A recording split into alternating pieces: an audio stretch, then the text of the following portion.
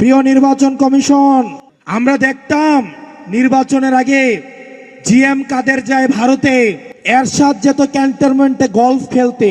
আগে আমরা নির্বাচনের সময় শুনতাম জিএম কাদের ভারত থেকে এসে বলতো যে আমরা সরকারের সাথে কথা বলে সিদ্ধান্ত নিব যে এবার আমরা সরকারে থাকবো নাকি বিরোধী দলে থাকবো, ঠিক কিনা?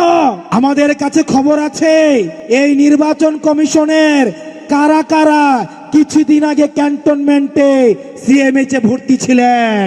আমাদের কাছে কিন্তু খবর আছে। এরশাদকে যেভাবে গলফ খেলতে নিয়ে যেত, ঠিক একইভাবে এখন অনেককেই ধরে ধরে সিএমএইচ এ নিয়ে যাওয়া হয়।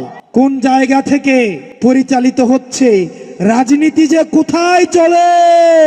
আমরা প্রতিজ্ঞা করছি অতীতের যে রাজনীতিক যে ধারণা ছিল, যেই খেলা ছিল, সেই খেলার নিয়ম তো পাল্টাবই, খেলাকেও পাল্টে দিব। এই রাজনীতিবিদদের জন্য আমরা কঠিন করে অবশ্যই ছাড়বো, অবশ্যই ছাড়বো, অবশ্যই ছাড়বো।